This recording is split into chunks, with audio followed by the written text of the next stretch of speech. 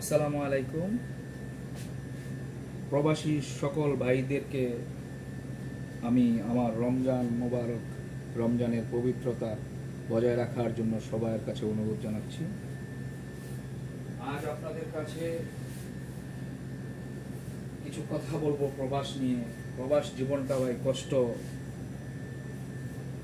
এই বয়সে প্রবাস এসে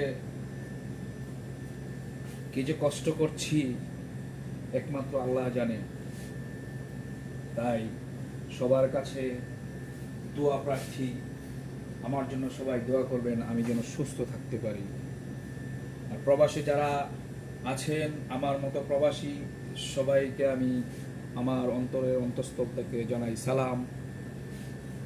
সবাই ভালো থাকবেন, সুস্থ থাকবেন, স্বাস্থ্যের প্রতি খেয়াল রাখবেন, সময় মতো খাবেন, সময় মতো ঘুমাবেন, আর সঠিক সুন্দরভাবে ডিউটি করার চেষ্টা করবেন।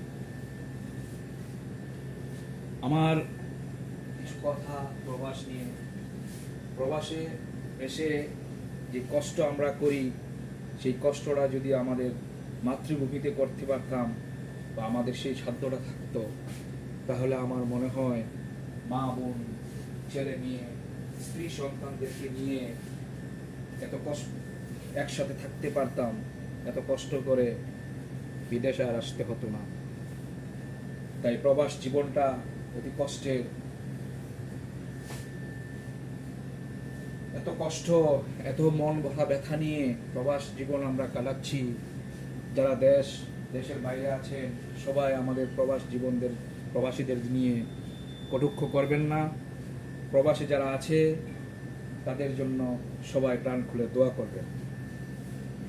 আমরা রেমিটেন্স যোদ্ধা, আমরা প্রবাস থেকে উপার্জন করে আমার দেশে পাঠাচ্ছি। সেই দেশের আমার আত্মীয় স্বজনরা সবাই ভালো থাকবে। রেমিটেন্স পাঠালে দেশের জন্য ভালো, আমরা ভালো থাকি, আমার ছেলে মেয়ে সন্তান দেশবাসী ভালো থাকবে। প্রবাসীদেরকে নিয়ে আপনারা কেউ কটাক্ষ করবেন না, কেউ উপহাস করবেন না। প্রবাস জীবনটা অনেক কষ্ট, সবাই কষ্টে থাকে।